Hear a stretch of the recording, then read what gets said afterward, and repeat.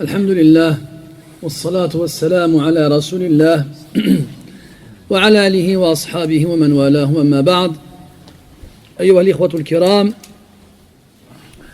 نلتقي وإياكم كعادتنا في ليلة الأحد، وليلتنا هذه هي الليلة الأولى من شهر شعبان لعام 40 و400 وألف للهجرة، الموافقة للثامنة من شهر أبريل لعام 19 و2000. ننشر المصحف بين أيدينا لنرتل ونتلو كلام ربنا، وما زلنا بصدد الكلام عن سورة الشرح، وقد أطلنا الحديث في الدرس السابق عن الآية التي قبل الأخيرة فيما فيه كفاية باللسان العربي.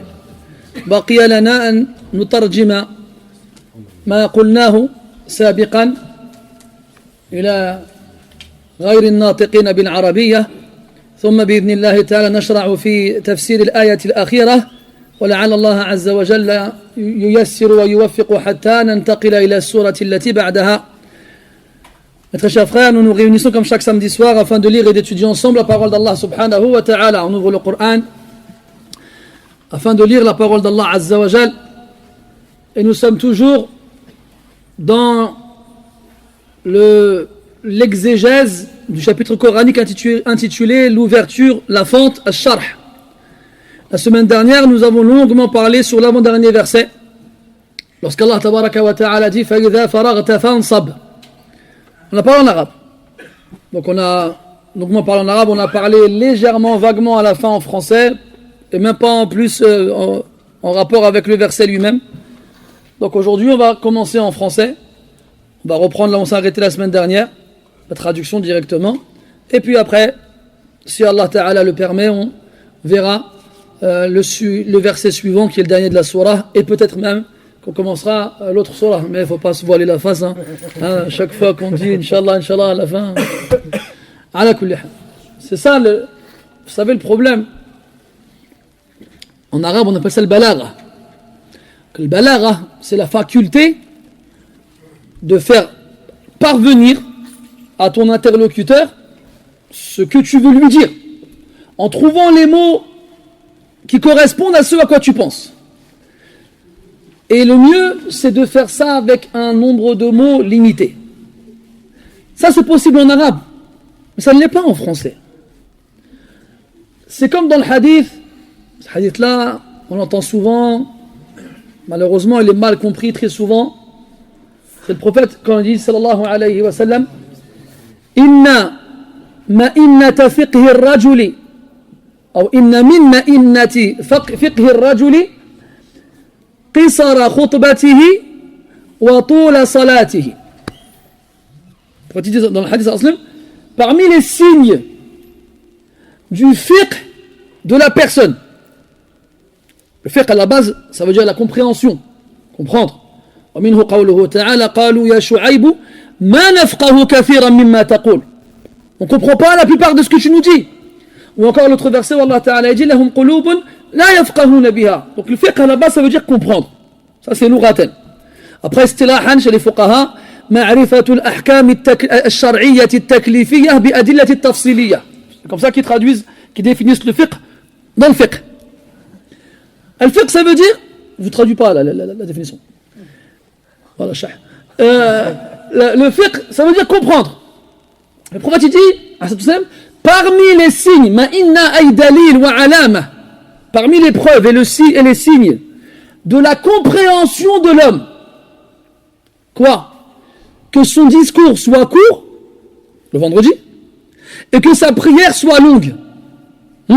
Alors aujourd'hui, les gens ils viennent, ils te font une khutbah de 5 minutes et ils croient qu'il a appliqué le hadith. Là, le principe, ce qui prouve que tu as du fiqh, que tu as du fahm, c'est que tu es capable de donner beaucoup d'informations aux gens avec un peu de mots, dans un laps de temps court. Ça, c'est relatif à l'époque à laquelle on vit et au peuple auquel on s'adresse.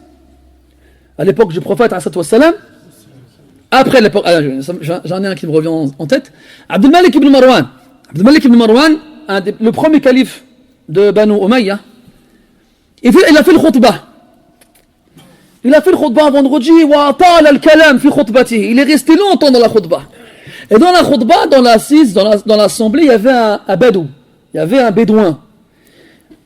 وعرف عبد الملك أثر الملل في وجه الأعرابي. Il a reconnu dans le visage du bédouin la lassitude. Alors il a أوقف خطبته, il a interrompu sa khutbah. Il lui a dit كيف تعدون البلاغة فيكم. Comment vous, c'est quoi pour vous le balagha? Il a dit le balagha, c'est ما الكلام القليل الذي يحتمل المعنى الكثير.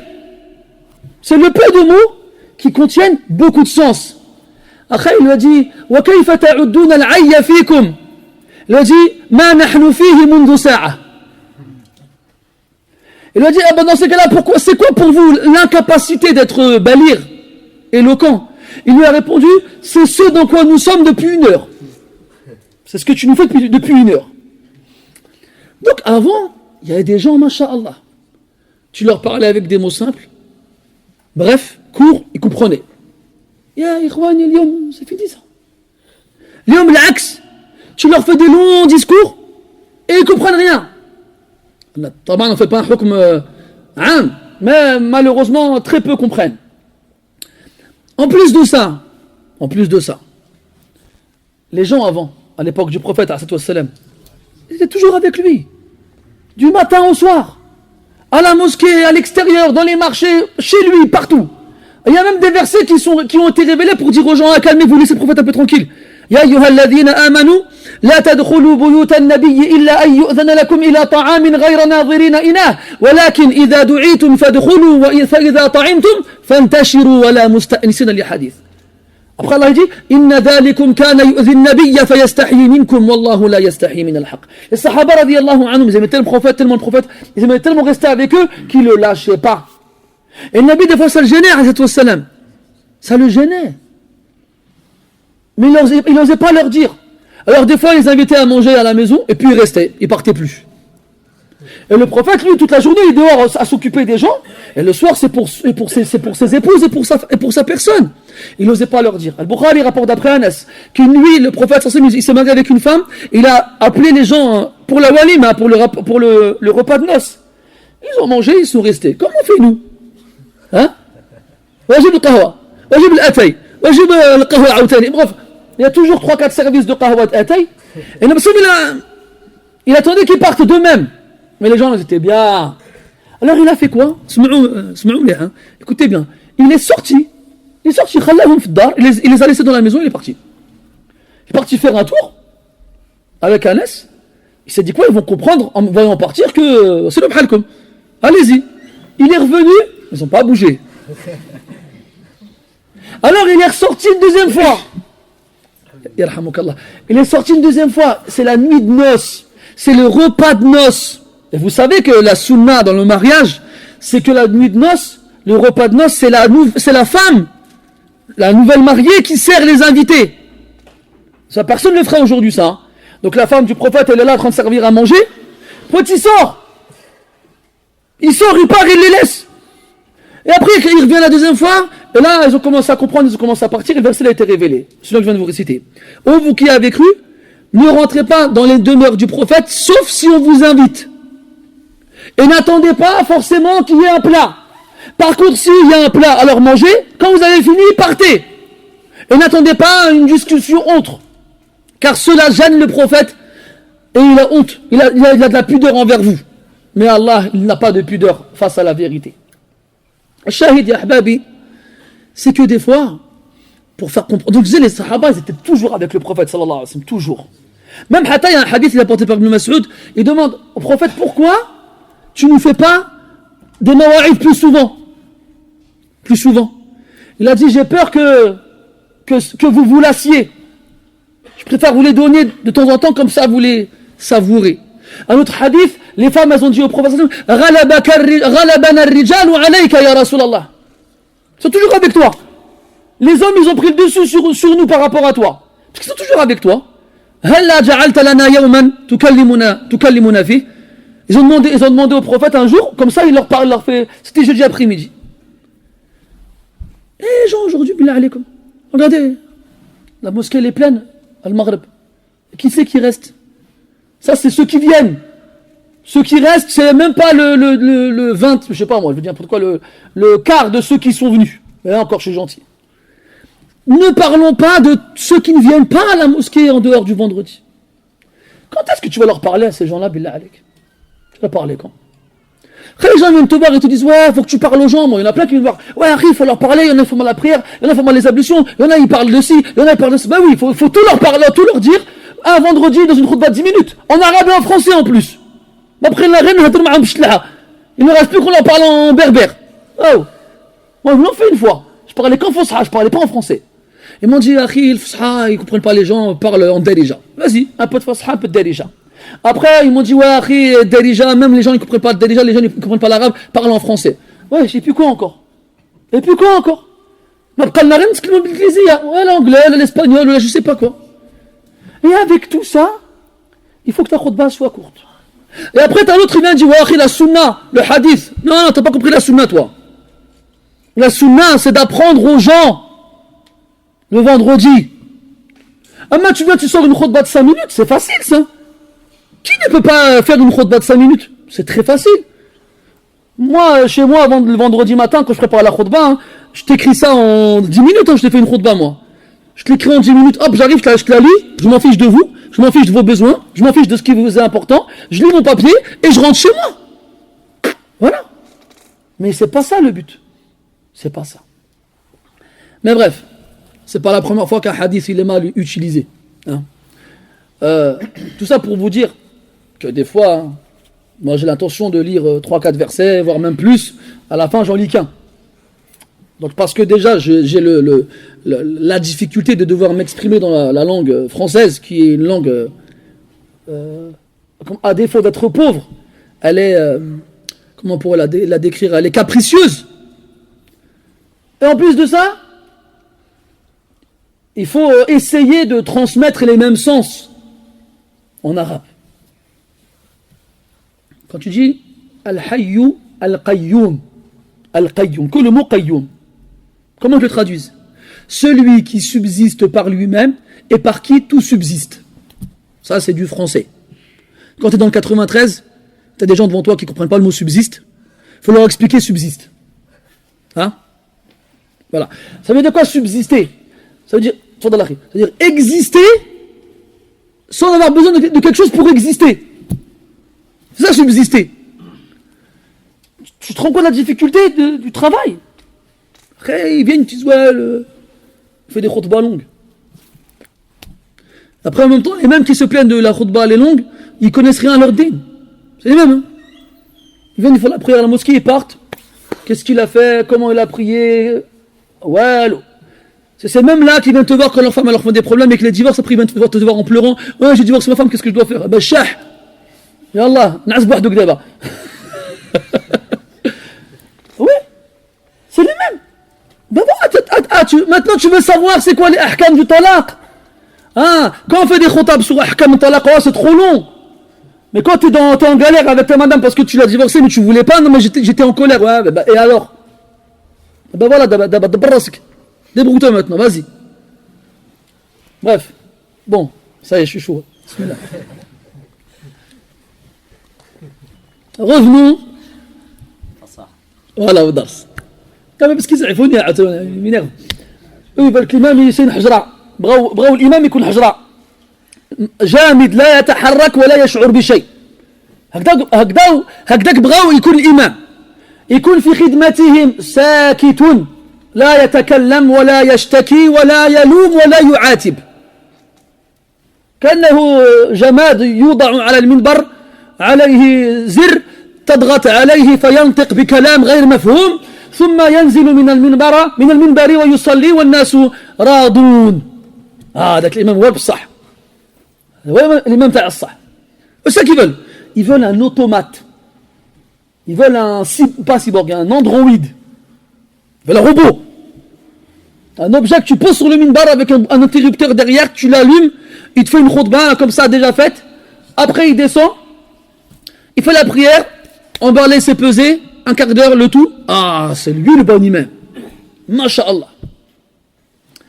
Donc, Allah tabaraka wa ta'ala dit dans Surat Al-Sharh, فَإِذَا فَرَغْتَ فَانْصَبْ.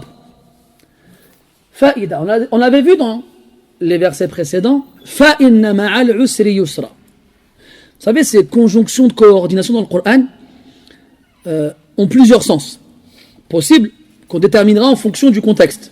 On avait dit fa inna ma'al usri yusra, ce fa on l'appelle fa al-fasiha. Pourquoi al-fasiha?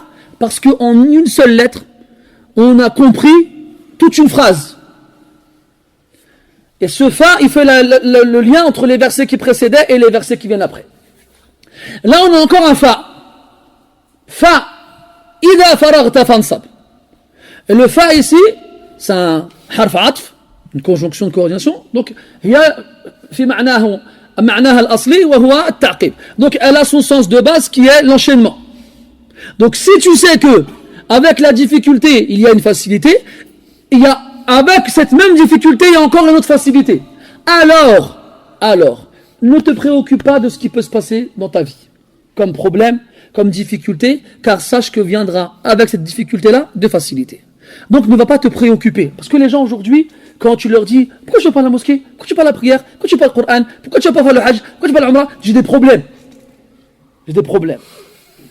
Mais Allah Ta'ala quand te dit ne te préoccupe pas. Quand tu as des problèmes qui vont venir, il y aura deux facilités qui l'accompagneront ce problème. Donc reste concentré sur la mission, sur la fonction pour laquelle tu as été créé. C'est laquelle? L'adoration. Allah tabaraka wa ta'ala dit dans le Coran وَمَا خَلَقْتُ الْجِنَّ وَالْإِنسَ إِلَّا لِيَعْبُدُونَ. Je n'ai créé les djinns et les êtres humains qu'afin qu'ils m'adorent. Puis il dit après مَا أُرِيدُ مِنْهُمْ مِنْ رِزْقٍ وَمَا أُرِيدُ مِنْ أَنْ يُطْعِمُونَ. Je ne veux pas de leur part de subsistance. Je ne veux pas non plus qu'ils me nourrissent. Dans l'autre verset وَهُوَ يُطْعِمُ وَلَا يُطْعَمُ. C'est lui qui nourrit et on ne le nourrit pas azza wa jal. Donc Allah t'a pas créé pour que tu retournes ce bas monde pour t'occuper d'Allah azza wa jal. Allah n'a pas besoin de toi. Wallahu al-ghani wa antum al-fuqara. Le seul qui tire profit de cette adoration, c'est toi. Allah tabaraka wa ta'ala, avec toi ou sans toi, c'est pareil.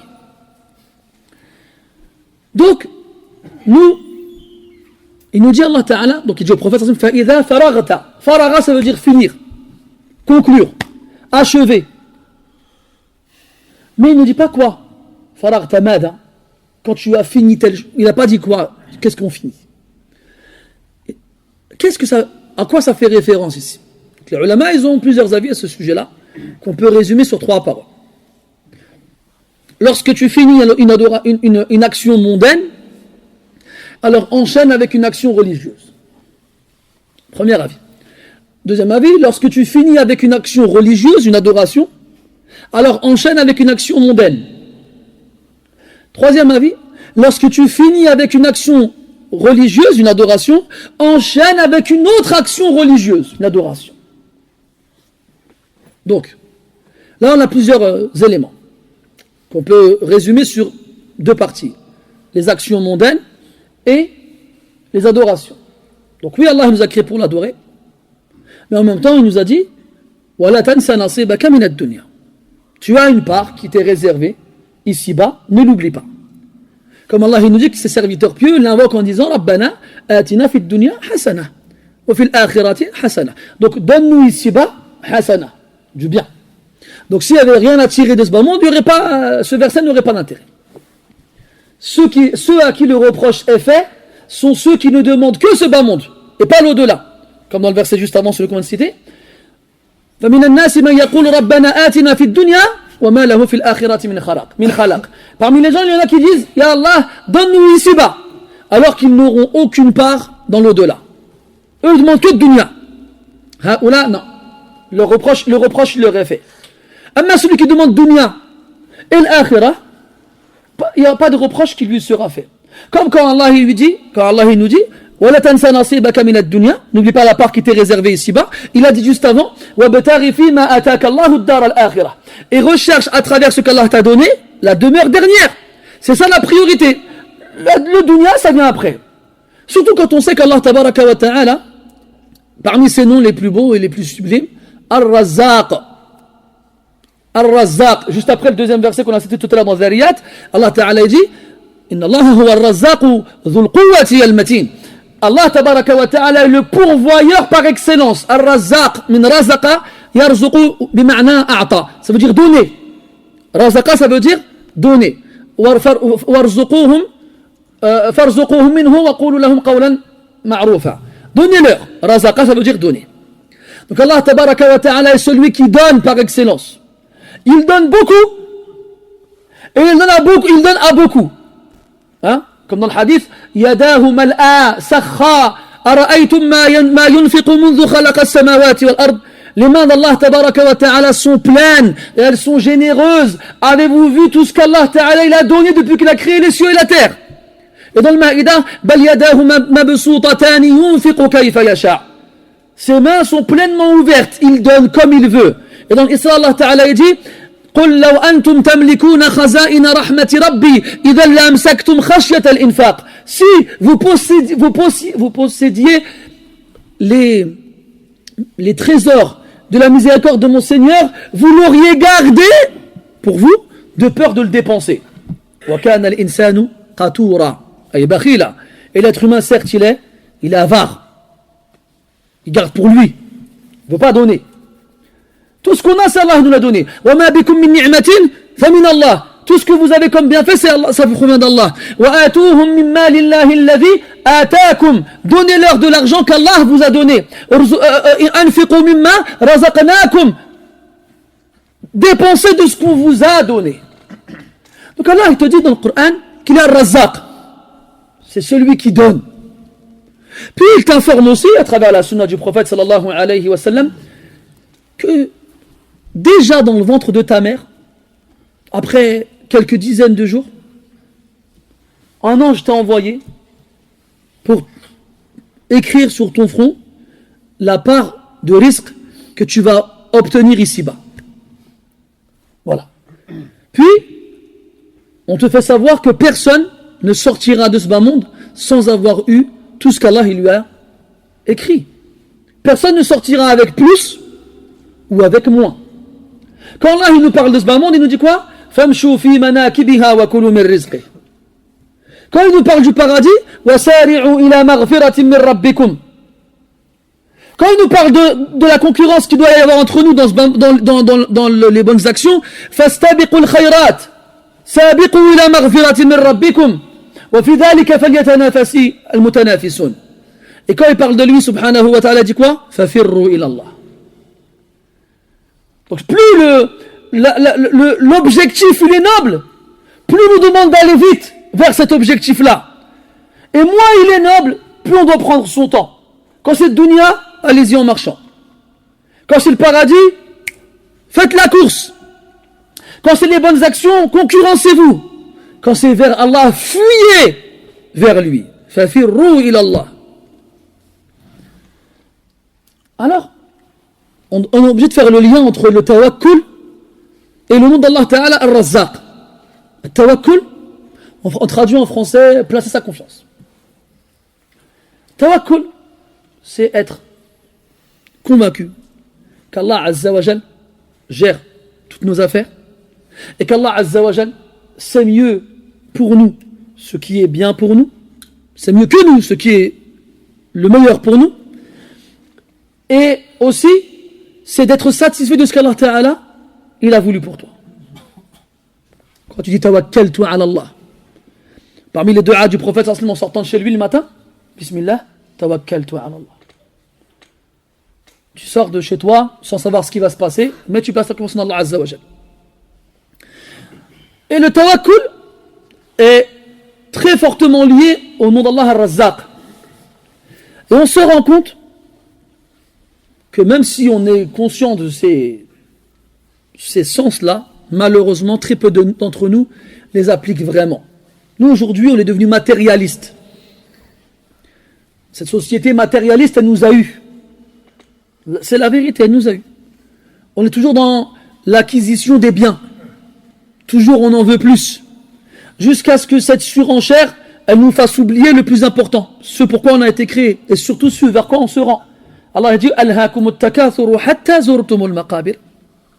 La surenchère vous a distrait jusqu'à ce que vous visitiez les tombes. On oublie. Et Allah dit dans la fin de l'Munafiqun, Ya ayyuhalladhina amanu la tulhikum amwalukum wa la awladukum an dhikrillah, que vos biens et vos enfants ne vous distraient pas du rappel d'Allah. Alors on est là, on a, hein. Et pourtant on n'est jamais en sécurité. On a toujours peur du lendemain. On a des réfrigérateurs, des congélateurs, des KGB où on stocke des boîtes de conserve, des paquets de pâtes, des paquets de riz, des paquets de purée, j'en passe et d'autres. Si on devait arrêter d'aller au magasin, avec ce qu'on a à la maison, on peut vivre facile un mois ou plus. Et pourtant, on a peur du lendemain. On a ce réflexe de toujours chercher, depuis qu'on a les applications de la banque sur le téléphone, des fois on espère que la banque elle a fait une erreur et tu regardes ton 3 millions d'euros, waouh, machallah, je vais oublier direct. Mais non, il ne faut pas des erreurs comme ça. Il faut des erreurs dans l'autre sens. Et quand tu arrives au 25, 26 du mois, tu attends la paye. Tu fais des 2A. Tu manges des œufs, tu fais des pâtes au fromage. Ala kulli hal, regardez les gens comment ils réagissent quand ils se font virer. Quand il y a un licenciement économique, quand la boîte elle va fermer. Ça y est, le monde il s'écroule sur eux. Subhanallah. Allah tabaraka wa ta'ala, il était le razaq avant que tu travailles. Et il est toujours après ton travail. Ça ne change pas. Ce nom sublime qu'Allah Ta'ala s'est donné et avec lequel on doit l'adorer, eh bien, il ne change pas en fonction des situations. Il reste le même. Que tu sois le plus riche du monde ou le plus pauvre, ton risque ne changera pas. Allah Azza wa Jalla a fait ça pour que justement ce besoin ne te fasse pas oublier la raison pour laquelle tu as été créé. C'est l'adorer. فَإِذَا فَرَغْتَ فَانْصَبْ. Donc la première éventualité, quand tu finis une tâche mondaine, on a du monde, une tâche d'ici-bas. Tu travailles, tu vas faire les courses, tu répares quelque chose qui s'est cassé dans ta maison, j'en passe et d'autres. Tu vas satisfaire des besoins personnels ou de ta famille qui sont de ce bas monde. Quand tu as fini, on ne te dit pas non, fais rien. Laisse ta maison s'écrouler, laisse tes enfants mourir de faim, reste chez toi, ne fais rien. Non, tu n'as pas dit ça. Là.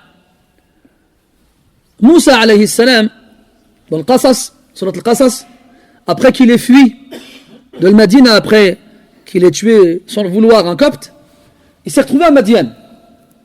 ولما توجه تلقاء مدين قال عسى ربي أن يهديني سواء السبيل.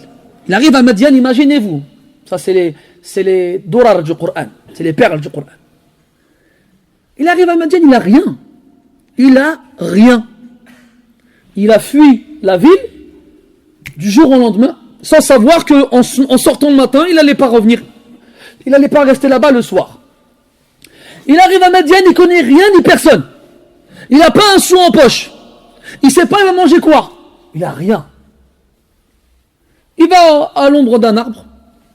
Il dit Asa Rabbi an yahdiyani sawa as-sabil. Certes, Allah il va me guider vers le droit chemin. Et d'un coup, il voit un attroupement près d'un puits. Alors il s'approche. Il voit des hommes, des bêtes, leurs troupeaux. Et un peu plus loin, 2 femmes avec leurs troupeaux. Il va les voir, il leur dit qu'est-ce que vous faites ici? Nous ne pouvons pas nous abreuver et abreuver nos bêtes tant que les bergers n'ont pas libéré la place.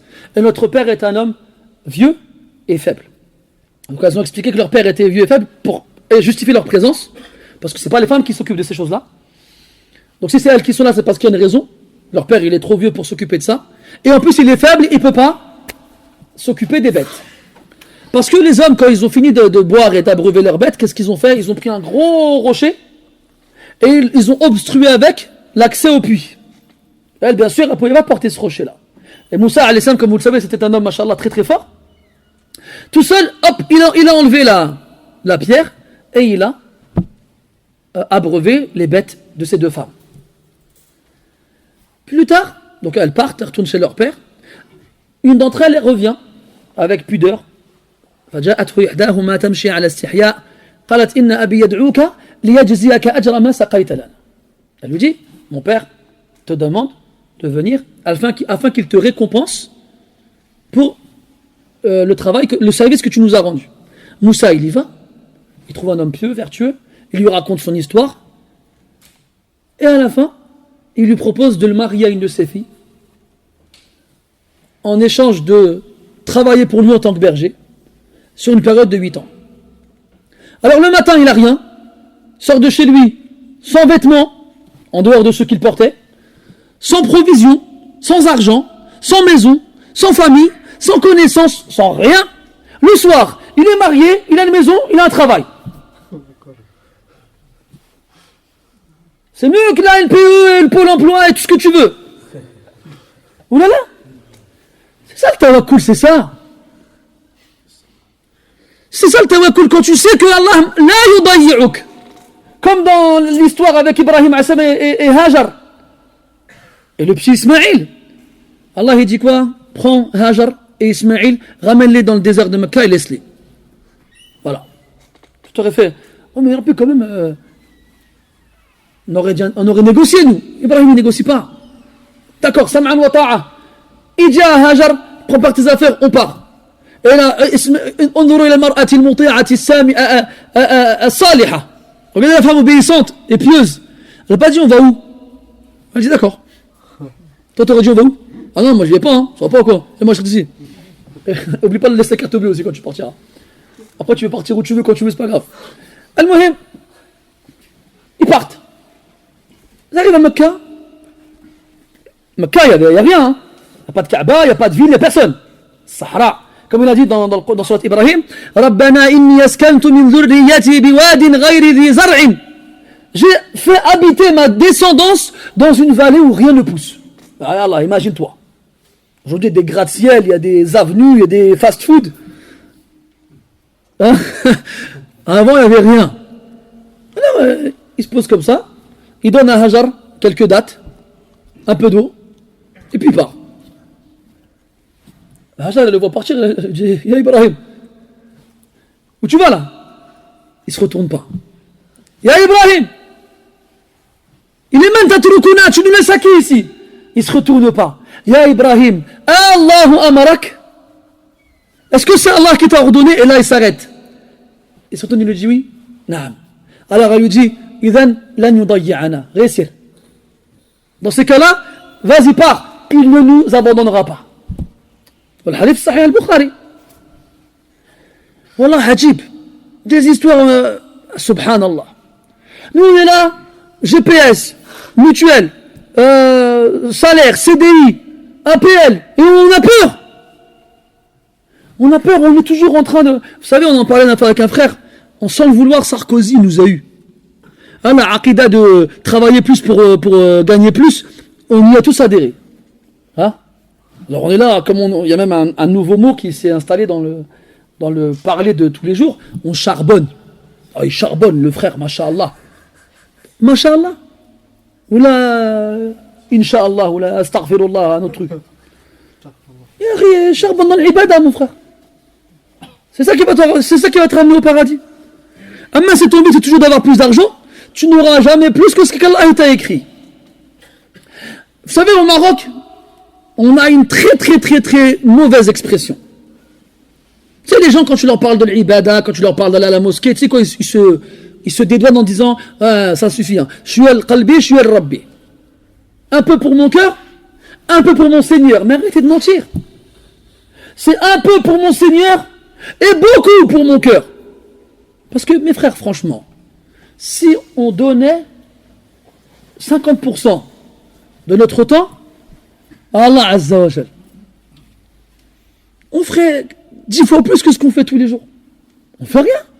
On prie 5 fois par jour. Très peu d'entre nous font des nawafil. Très peu d'entre nous vont le mushaf.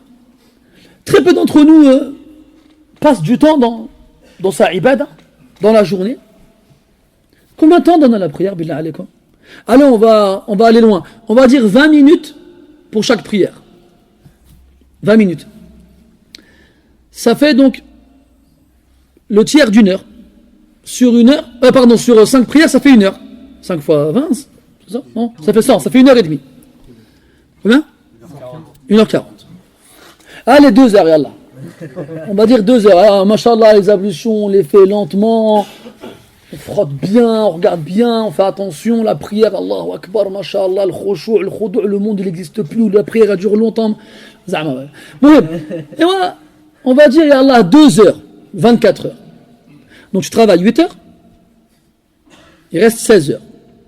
Sur les 16 heures, tu dors 8 heures. Il reste 8 heures. Sur les 8 heures, on a dit tu enlèves 2 heures pour l'ibad. Il te reste 6 heures. Tu fais quoi dans 6 heures? Tu manges, tu regardes la télé, tu parles avec ta femme, ou plutôt c'est ta femme qui te parle. Tes enfants, ça va, tu vas bien, ça dure 2 secondes. Voilà. Sur 24 heures, si tu fais bien la prière et tu lui donnes du temps, tu lui as donné 2 heures. 2 heures. Là, tu as donné ton haqq à ton nafs, tu as dormi 8 heures, tu as mangé 2 heures. Des fois, on mange bien, tu as vu?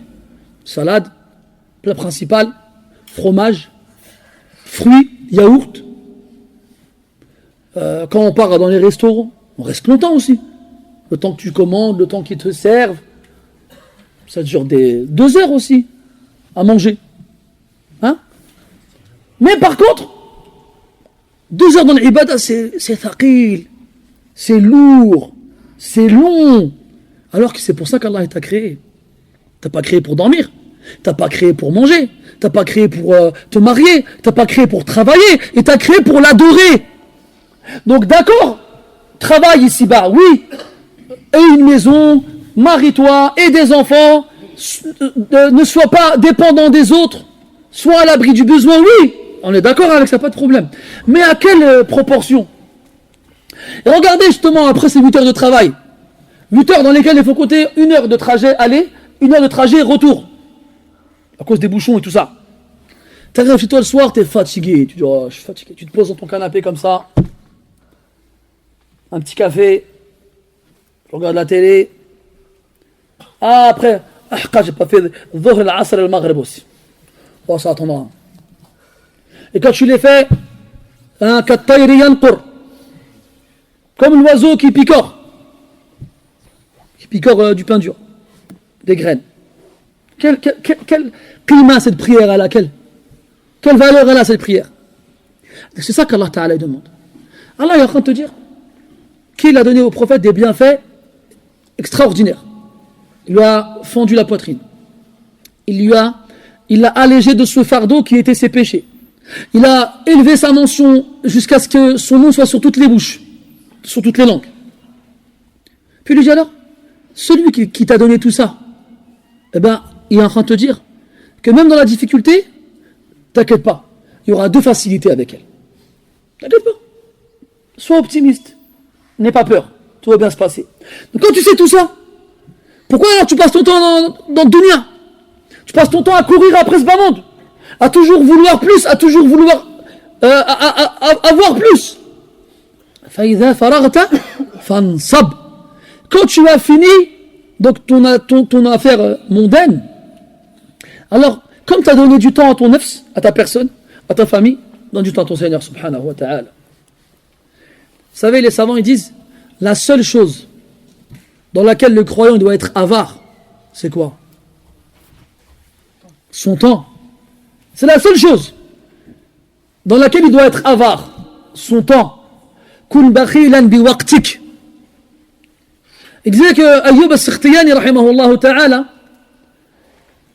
il sortait de chez lui pour aller à la mosquée et il sortait de la mosquée pour rentrer chez lui. Un jour, des gens ils l'ont vu, ils lui ont dit tu t'assois jamais avec nous, tu discutes jamais avec nous, donne-nous un peu de ton temps. Il leur a dit d'accord, à une condition. Ils lui ont dit tout ce que tu veux. Tu vois celle-là là? Il a montré le soleil de son doigt. Il a dit arrête là. On est là parce que le soleil en arabe c'est féminin. Arrête le soleil et je parlerai avec toi. Tu peux le faire ou pas? Il dit non, je ne peux pas faire ça. Donc laisse-moi tranquille. Il raconte comme quoi Yahya ibn Zakaria alayhi salam, le prophète, comme Allah dit dans le Coran, on lui a donné la prophétie alors qu'il était encore un jeune homme, un jeune garçon. Quand il était petit, et que les enfants de son âge ils jouaient, il l'appelait Yahya, viens jouer avec nous. Et vous savez, il lui répondait quoi? Lam ukhlaq li hada. Je n'ai pas été créé pour ça, moi, pour jouer.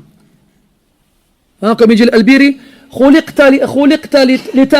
لم تخلق لتعمرها ولكن لتعبرها فجد لما خلقت.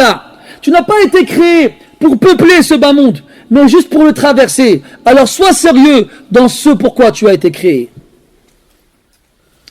Et naam.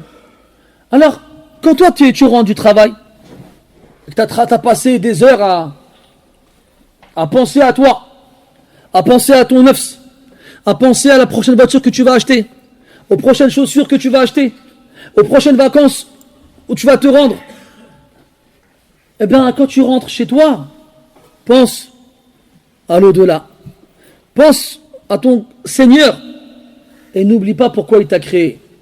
Et regarde ce bas monde qu'il a mis dans ta main pour que justement tu ne sois pas préoccupé par lui jusqu'à oublier pourquoi tu as été créé.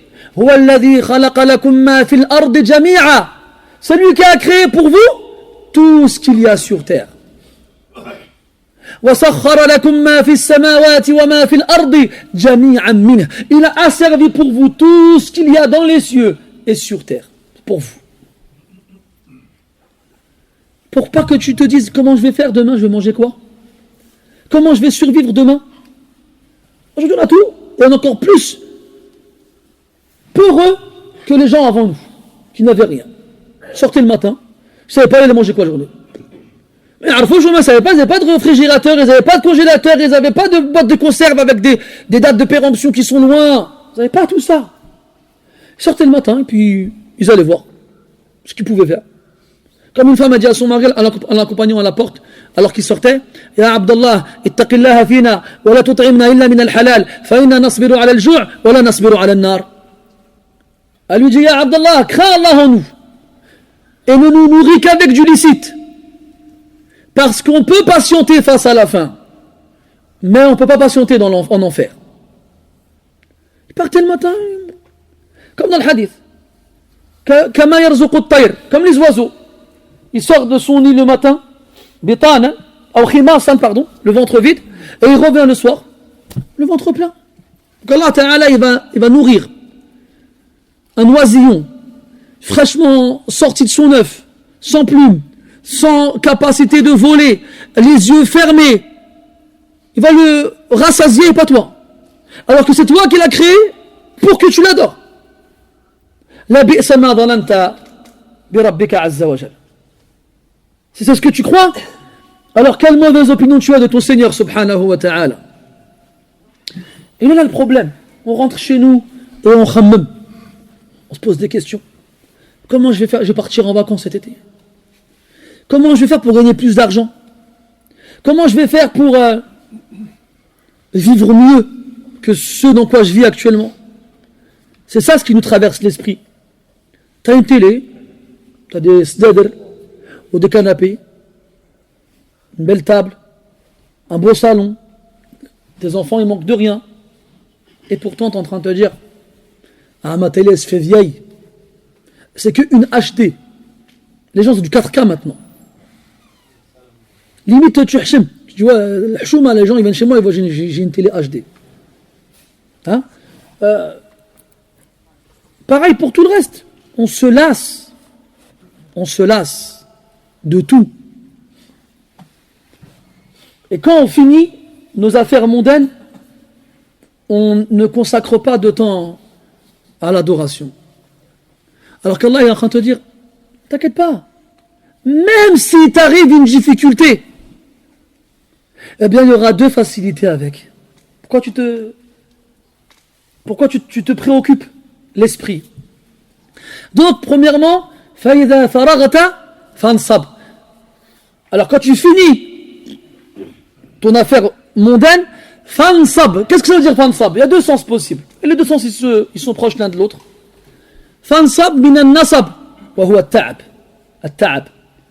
La fatigue. Fatigue-toi. Fatigue-toi. Fatigue-toi dans quoi? Dans l'adoration. Parce que c'est pour ça que tu as été créé. Et billah alaykum, est-ce qu'on se fatigue dans l'adoration? Est-ce qu'on s'est privé pour donner? Est-ce qu'on a fait connaître à nos corps la faim et la soif? Est-ce qu'on l'a privé du sommeil? Thabit al-Bunani, rahimahullah ta'ala, min akbari ashabi Anas radiyallahu anhu. Parmi les plus grands compagnons de Anas ibn Malik radiyallahu anhu, il disait dans cette dua, il demandait à Allah azza wa jal de lui permettre, si c'est possible, de prier dans sa tombe après sa mort. Il demandait à Allah de le laisser prier dans sa tombe après sa mort, tellement il aimait prier la nuit. Et Thabit al-Bunani, il ne dormait pas la nuit, il priait toute la nuit. Et les gens ils disent quand il est mort, quand on passait à côté de sa tombe, on entendait le Coran qui était récité. Yani, ces gens-là, ils ont compris pourquoi ils ont été créés. Ils aimaient tellement la ibada. Ahbabi, ils aimaient la ibada comme nous on aime dunya. T'as qu'à imaginer ça. Ça suffit normalement. On aime tous dunya ici. Qui peut dire le contraire? Allah l'a dit dans le Coran, minkum man yuridu dunya wa minkum man yuridu al-akhirah. Ibn Mas'ud radiyallahu anhu, il dit avant que ce verset il soit révélé, jamais j'aurais pu croire que parmi nous, il y en a qui voulaient ce bas monde. Jusqu'à ce que ce verset soit révélé. Minkum ma yuridu dunya. Parmi vous, il y en a qui veulent ce bas monde.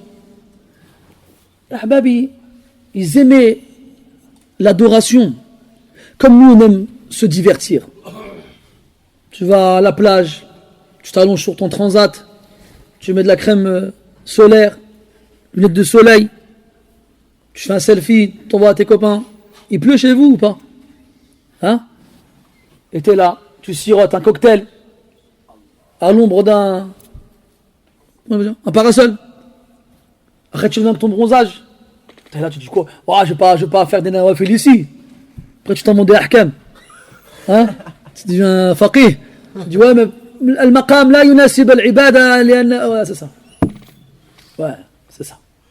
Al-shahid, regardez comment on est. Est-ce qu'on donne à Allah Azza wa Jalla de notre temps ce qu'on donne à nous-mêmes? Dans le hadith de Amr ibn al-As, de Abdullah ibn Amr ibn al-As radiyallahu anhuma, il lui dit Inna li rabbika alayka haqqan, wa li nafsika alayka haqqan, wa li ahlika alayka haqqan, fati kulla dhi haqqin haqqah. Ton Seigneur, il a un droit sur toi. Ta personne, elle a un droit sur toi, et ta famille, elle a un droit sur toi. On a donné notre droit à nous-mêmes, là-dessus, il n'y a pas de problème. On n'a pas encore vu des gens tellement ils se sont privés de manger qu'ils sont tombés à cause d'une comment ça peut dire, une crise d'hypoglycémie. On n'a pas vu des gens tellement ils ne dorment pas qu'ils arrivent à la mosquée, ils sont comme ça. On n'en a pas vu. Nos familles, on leur donne du temps. On leur donne du temps. Maintenant, c'est la mode, les frères, ils sortent avec la femme, ils vont au restaurant, ils vont acheter une glace, manger des gaufres, des crêpes. Ils vont faire du tourisme à la Tour Eiffel ou ailleurs. Avant ça, il y a 20 ans, il n'y avait pas ça. On va pas loin. Hein. Il y a 20 ans, il n'y avait pas ça. Tu voyais pas ça. Tu voyais pas des barbus et des femmes en gilbert dans les restaurants, ça n'existait pas.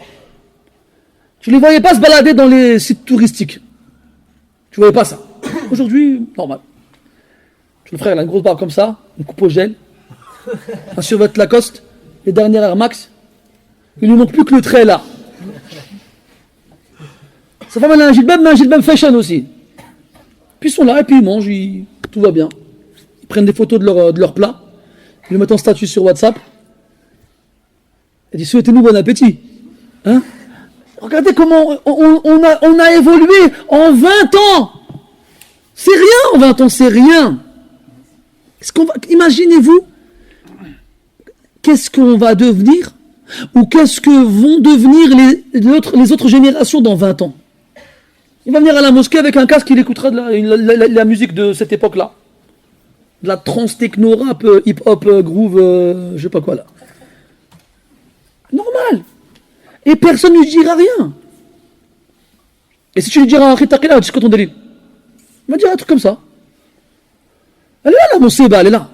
C'est-à-dire que si on laisse Dunya nous manger, quand est-ce qu'on adore Allah Azza wa Jal?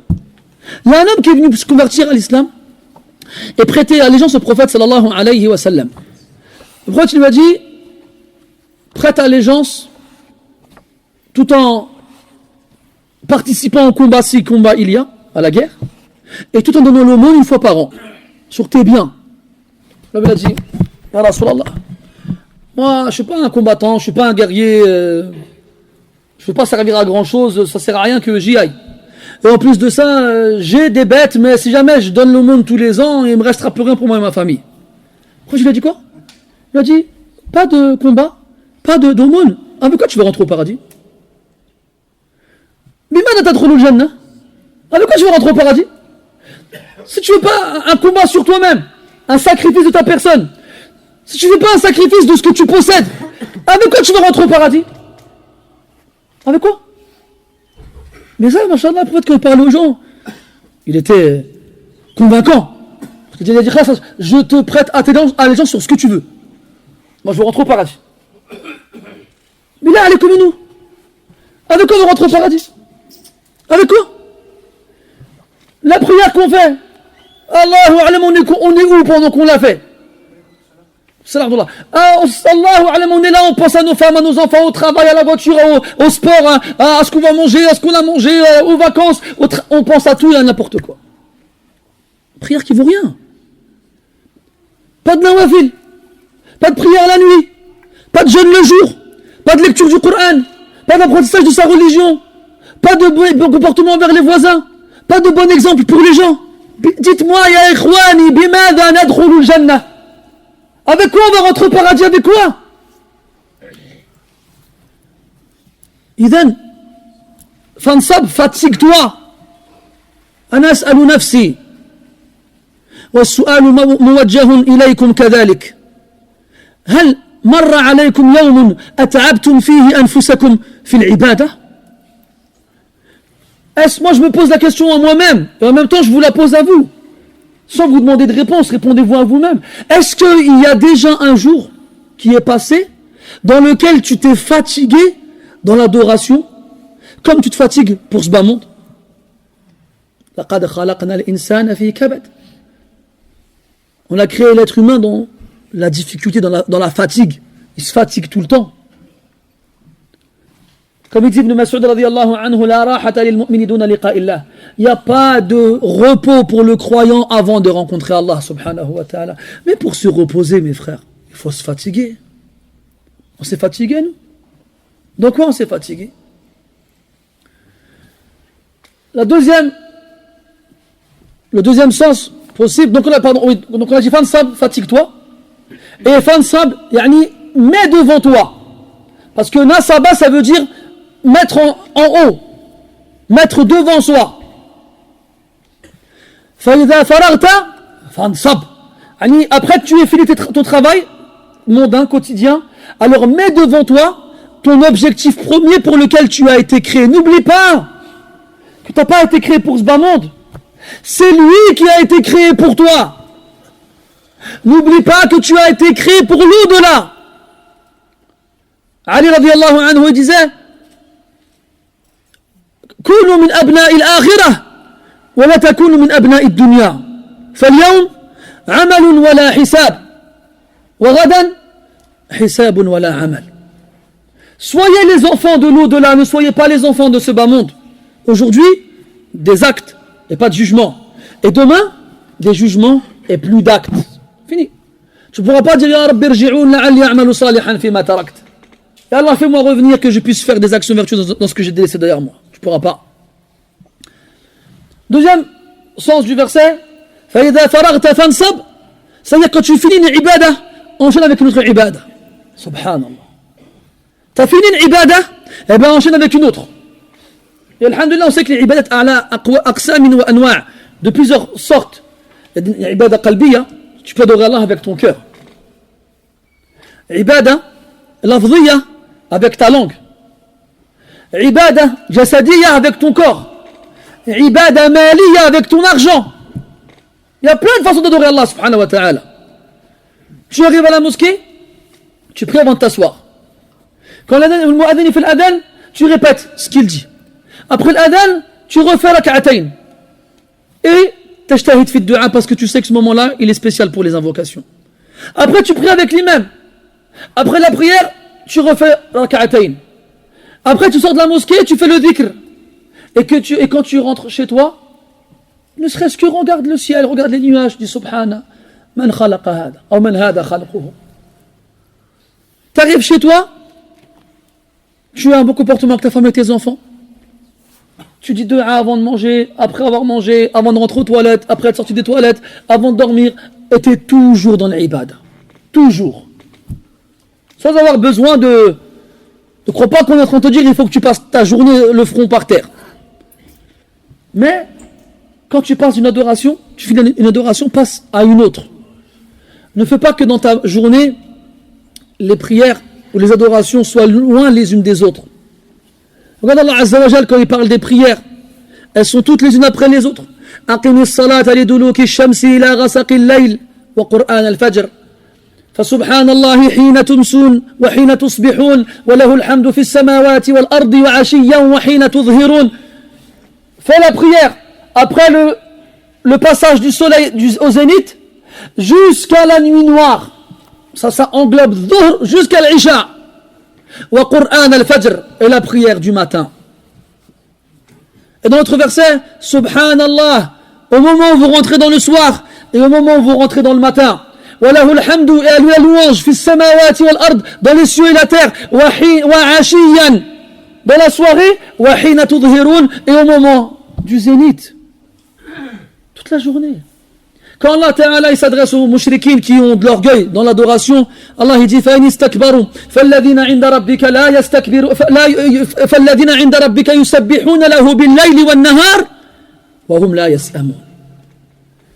Ceux qui sont auprès d'Allah Azza wa Jalla, les anges, le glorifient nuit et jour sans jamais se lasser. Sans jamais se lasser. Et dans notre verset, Allah Ta'ala dit ومن عنده لا يستكبرون عن عبادته ولا يستحسرون يسبحون الليل والنهار لا يفترون sans aucune autre interruption.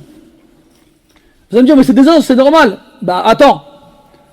Chez les salafs, on a toujours trouvé des gens, malheureusement je ne me souviens plus du nom de cette personne-là, il disait de lui, ses proches, il remplissait tellement sa journée de ibadah, que si on lui disait demain tu vas mourir, toi demain on vient de voir, on te dit demain tu vas mourir, tu pourras retrousser les manches et y aller, tu pourras lire le Coran et faire la prière, et lui il disait, si on lui disait demain tu vas mourir, il pourrait rien rajouter à ce qu'il fait d'habitude, il pourrait pas. Vous savez qu'il y a des gens chez les salafs, on leur comptait 1000 rak'ah comme de nawafil dans la journée, dans la nuit. Saïd ibn Jubayr, rahimahullah ta'ala, une fois il a lu le Coran 2 fois et demi en une nuit. Il y en a combien ils ont lu le Coran en une seule rak'a? Wallah, quand tu lis leurs histoires, tu dis Subhanallah, ces gens-là, comment ils étaient. Subhanallah. Et nous on est là et on se rassure, on se soulage les uns les autres, parce qu'on est tous dans la même galère. Hein? Il n'y a plus des gens comme ça autour de nous. Il n'y en a plus. Limite, tu fais le vizar de la mosquée, tu as un salih, mashallah, le frère il fait le vizar de la mosquée. Non mais c'est normal. Hein. Limite, c'est toi le munafik si tu ne vas pas à la mosquée, si tu fais le vizar. C'est comme ça qu'il faut voir les choses. Quelqu'un il lit le Coran une fois par mois, mashallah, le frère il lit le Coran une fois par mois, ya akhi, subhanallah. Az-Zurra', les agriculteurs avant, c'est eux qui lisaient le Coran une fois par mois. Le Ubbad, il le lisait tous les 3 jours. Yasoumoun ad-dahr, ils jeûnaient tous les jours. C'est-à-dire que les gens, ils avaient autour d'eux des exemples dans l'ibada. Ils voyaient. Alors ils voulaient leur ressembler. Mais nous, comme on n'a personne autour de nous comme ça, et qu'on est tous au même niveau, on se contente tous du minimum, on est tranquille, mashallah, c'est bien.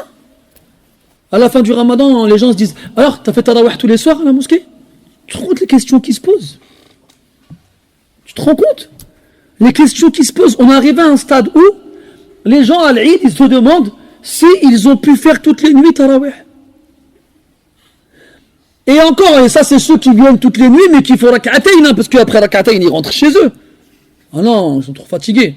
Par contre, s'il a le temps de se faire un sandwich et regarder devant un épisode de sa série préférée, là, il a le temps. Ils sont les souwam, les kouwam, ils sont où? Où sont ceux qui adoraient Allah Azza wa Jal tout le temps? Il n'y en a plus. Où ils sont partis? Ils ont disparu. On n'a plus d'exemples comme ça autour de nous. On n'en a plus. Wala hawla wala quwwata illa billah. Quand tu dis aux gens que les salafs lisaient le Coran en tel temps, ils te disent c'est impossible. Leur raison n'accepte pas de croire en ces informations. Vous savez pourquoi ils n'arrivent pas à y croire? Parce que pour eux c'est pas possible. Lui pour lire un hizb il met une demi-heure, il met 1 heure. Et il croit que les gens kulluhum sawa. La ya akhi. Laysu sawa'a. Ils sont pas tous pareils. Mais toi, comme tu ne vois pas des gens comme ça autour de toi, pourquoi tu te prendrais la tête? Pourquoi? Regarde dans le Coran quand Allah parle du pèlerinage, une ibada qui est bien complète, il y a plein de choses à faire dans le hajj. Dans le Coran quand Allah Ta'ala il dit الحج أشهر معلومات فمن فرض فيهن الحج فلا رفث ولا فسوق ولا جدال في الحج وما تفعل من خير يعلمه الله وتزودوا فإن خير الزاد التقوى واتقون يا أولي الألباب ليس عليكم جناح أن تبتغوا فضلا من ربكم فإذا وقفتم من عرفات الوقف بعرفة فاذكروا الله عند المشعر الحرام. المشعر الحرام c'est Muzdalifa. Tu passes la journée à Arafah. Le soir tu vas à Muzdalifa. واذكروه كما هداكم وإن كنتم من قبله من الضالين. Donc après évoquez Allah, évoquez Allah, évoquez Allah. فإذا قضيتم مناسككم فاذكروا الله ثم أفيضوا من حيث أفاض الناس. أفيضوا يعني déferler, ça fait référence à l'ifada, le tawaf, le jour de l'Eid, tawaf al-Hajj. Quand tu as fini ça, ثم أفيضوا من حيث أفاض الله واستغفروا الله إن الله غفور c'est ça? إن الله غفور رحيم. Après tout ça, Allah il dit quoi? واستغفروا الله. Hajib. Tu as fait toutes les actions du pèlerinage. Tu as fait le pilier le plus important du pèlerinage. Allah dit quoi? Astaghfirullah. Demande à Allah pardon. Premièrement, pour ne pas que tu te dises c'est bon, j'ai fini mon hajj et tu crois que c'est bon, c'est dans la poche. Tu sais pas, mon frère. Tu sais pas est-ce qu'Allah il a accepté ou pas ton action. Et aussi, tu ne sais pas ce que ton action comporte comme manque et comme défaut. C'est pour ça que tu demandes à Allah pardon. Qu'est-ce qu'on dit les 3 premières choses après la prière? Astaghfirullah. À la fin de la vie du prophète, Allah lui dit quoi? وَرَأَيْتَ النَّاسَ يَدْخُلُونَ فِي دِينِ اللَّهِ أَفْوَاجًا فَسَبِّحْ بِحَمْدِ رَبِّكَ وَاسْتَغْفِرْهُ. Et quand Allah nous parle de la lecture du Coran, dans le nom verset de Al-Muzammil, Inna rabbaka ya'lamu annaka taqumu adna min thuluthay al-layli wa nisfahu wa thuluthahu. Il parle au prophète et ses compagnons qui passent plus de la moitié de la nuit à prier, ou bien les 2 tiers, ou bien le tiers. Après Allah il dit les gens en fonction de leurs occupations lisent le Coran chacun comme il peut. علم الله أنه علم الله أن سيكون منكم مرضى. Et donc ils sont malades. وآخرون يضربون في الأرض يبتغون من فضل الله. Il y en a qui voyagent sur terre à la recherche de ce qu'Allah leur a donné. وآخرون يقاتلون في سبيل الله. D'autres qui combattent. Et ben eux tous, malgré leurs occupations et leurs problèmes, ils ne doivent pas délaisser la lecture du Coran. فَقْرَؤُوا مَا تَيَسَّرَ مِنْهُ. Lisez ce que vous pouvez du Coran, ce qui est facile pour vous. Après il dit quoi? Wa aqimus salat, faites la prière. Wa atuz zakat, et donnez l'aumône. Wa aqridu Allah qardan hasana. Et faites un bon prêt à Allah. Wa ma tuqaddimu li anfusikum min khairin tajiduhu 'inda Allah. Huwa khayran wa 'azama ajra. Et après tout ça, qu'est-ce qu'Allah a dit?Aqulu wastaghfirullah. Nous aujourd'hui dans notre aql à nous, à qui on va dire fa astaghfirullah, dis astaghfirullah? On va dire ça au aasi, au muqassir fi al-wajibat, au waqi' fi al-muharramat. On va dire ça à lui. Quand on va voir quelqu'un, il est loin de l'ibada. On va voir quelqu'un, il est loin des obligations. On va voir quelqu'un, il tombe dans les péchés. On va dire, astaghfirullah, demande à Allah, il te pardonne. Allah dans le Coran, il demande à ceux qui font l'ibada d'astaghfirullah. Hajib. كانوا قليلا من الليل ما يهجعون وبالأسحار هم يستغفرون. Il passait très peu de la nuit à dormir. Et à la fin de la nuit, qu'est-ce qu'il faisait? Il demandait pardon. الصادقين والصابرين والقانتين والمنفقين والمستغفرين بالأسحار. Les vertueux, les véridiques, les patients, les endurants, ceux qui sont obéissants, ceux qui donnent de leur argent et ceux qui demandent pardon à la fin de la nuit. Ah, tu comprends? Tu vois ça ou pas? Dans le Coran, Allah il demande aux plus pieux, aux plus vertueux de demander pardon. Qu'est-ce qu'on doit dire nous alors? On doit dire quoi? Comme il disait le Hassan, inna istighfarana yahtaju ila istighfar. Notre demande de pardon à nous, elle a besoin d'une demande de pardon. Ça veut dire quoi? Notre astaghfirullah, il est tellement vide qu'on devrait dire astaghfirullah pour notre astaghfirullah. Tellement il veut rien. Astaghfirullah. Ah, c'est ça. Arrête. Ce astaghfirullah, il vaut rien. Tu ne le dis pas avec ton cœur, tu le dis avec ta bouche. Tu ne penses pas vraiment. Tu ne penses pas vraiment au péché que tu as fait. Tu ne penses pas à ton manque dans l'adoration. Quand Allah il parle de Sulaiman alayhi salam dans le Coran, il dit إذ عرض عليه بالعشي الصافنات الجياد فقال إني أحببت حب الخير عن ذكر ربي حتى توارت بالحجاب ردوها علي فطفق مسحا بالسوق والأعناق. Sulaiman, il avait des chevaux de race, des chevaux pour les représentations hippiques. Vous avez déjà vu sûrement à la télé, il y a des chevaux qui sont domptés, qui sont dressés, et ils connaissent une certaine chorégraphie, ils ont une façon d'avancer, de trotter, de galoper, ils font des positions, c'est des chevaux spécialement domptés pour ça. Un soir, il observait ces chevaux, il regardait leur beauté, leur grâce, et il a oublié la prière de l'Asr. Il a tellement regretté que ce dunya lui ait fait oublier son devoir envers Allah, qu'il les a tous sacrifiés, les chevaux. Ah, ce dunya il m'a éloigné d'Allah, j'en veux pas de ce dunya. فَطَفِقَ مَسْحًا بِالسُّوقِ وَالْأَعْنَاقِ. السوق يعني جمع ساق. Il a coupé les jambes, il a coupé les coups des chevaux. Et il a صدق la viande. Fi sabilillah. Qu'est-ce qu'on devrait dire nous alors? Nos téléphones devraient tous être à la poubelle. Nos télés, nos voitures. On ne devrait plus rien avoir chez nous tellement toutes ces choses-là nous empêchent d'adorer Allah subhanahu wa ta'ala. فَإِذَا فَرَغْتَ فَانْصَبْ. Donc même quand tu finis une ibada, ne te dis pas, bon c'est bon, j'ai fait ma ibada, baraka aliya. Ça suffit, non je passe à autre chose. Non, t'as été créé pour ça. T'as été créé pour être adoré. Toi quand t'achètes une casserole, la casserole elle sert à cuire tes aliments. Tu vas te servir de la casserole, tu vas voir que les aliments ils collent au fond de la casserole ou bien ça cuit mal. Et la raison pour laquelle tu l'as acheté, elle ne correspond pas. Qu'est-ce que tu fais avec la casserole? Tu la gardes? Tu la jettes. Tu la jettes. Toi, tu as été créé pour adorer Allah Azza wa Jal. Et tu fais rien, tu fais un tout petit peu. Ce que tu fais, c'est insignifiant. Et tu t'en contentes et tu crois que c'est suffisant. Et quand on te dit, enchaîne avec notre adoration, tu dis, c'est bon, j'ai fait mes prières, baraka aliya. Oh, je peux passer ma journée dans la prière aussi, tu crois quoi? Je suis pas un moine. Oh, smahya khoya. Nous, on veut juste que les gens rentrent au paradis. Hein. On veut pas que les gens y regrettent. On veut le mieux et le bien pour les autres, comme on le veut pour nous-mêmes. Et on se dit peut-être que comme on n'arrive pas nous à faire ça, peut-être que dans les gens qui nous écoutent, il y en a un qui va y arriver. On dit aux gens, jeûnez le jour. Mais nous n'arrive pas. Peut-être qu'il y en a un, il va jeûner le jour parce que tu lui as dit. Alors tu auras la récompense de lui avoir dit. Ou bien tu dis aux gens, priez la nuit. Et toi tu n'arrives pas à prier la nuit. Alors peut-être qu'il y en a un qui tu l'as dit, il va prier la nuit. Tu dis aux gens, lisez le Coran. Toi, tu n'arrives pas à lire le Coran. Peut-être qu'il y en a un à qui tu l'as dit, il va lire le Coran.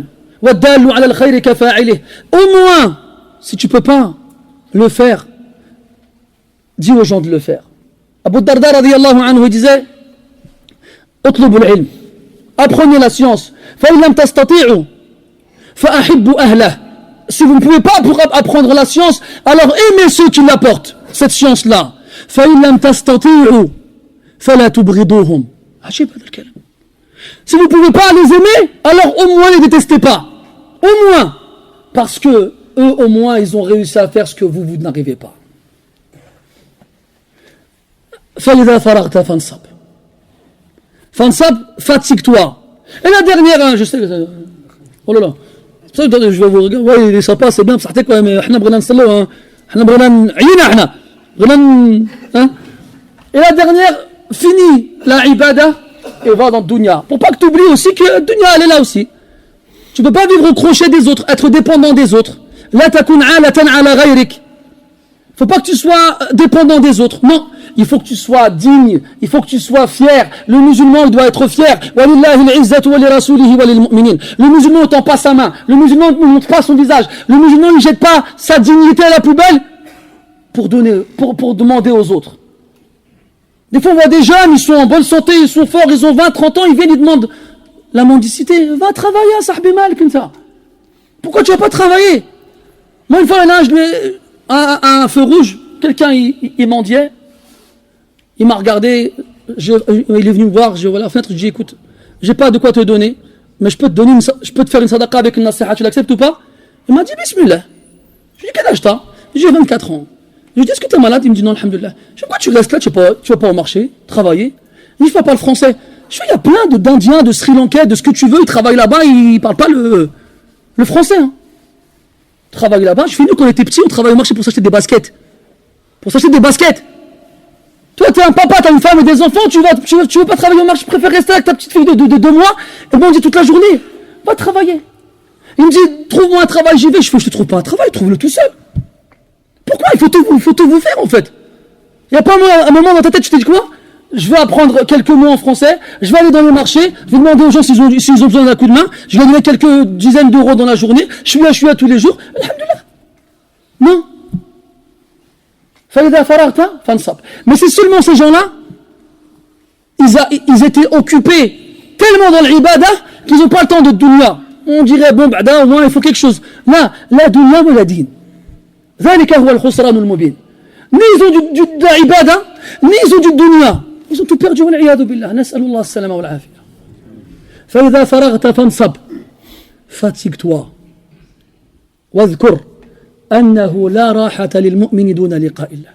Et souviens-toi que le repos, le vrai, c'est quand on aura rencontré Allah subhanahu wa ta'ala. نسأل الله تبارك وتعالى بأسمائه الحسنى وصفاته العلى أن يجعلنا ممن يعبده بقدر استطاعته ويصرف أكثر وقته في عبادته. نسأل الله عز وجل أن يجعل عبادته إلينا أحب من الماء البارد على الظمأ. ونسأله عز وجل أن يتقبل منا صالح الأعمال وأن يوفقنا لكل خير ولما فيه رضاه. سبحانك اللهم وبحمدك أشهد أن لا إله إلا أنت نستغفرك ونتوب إليك وصلى الله على نبينا محمد وعلى آله وأصحابه أجمعين والحمد لله رب العالمين. بارك الله فيكم والمعذرة على الإطالة والتأخير.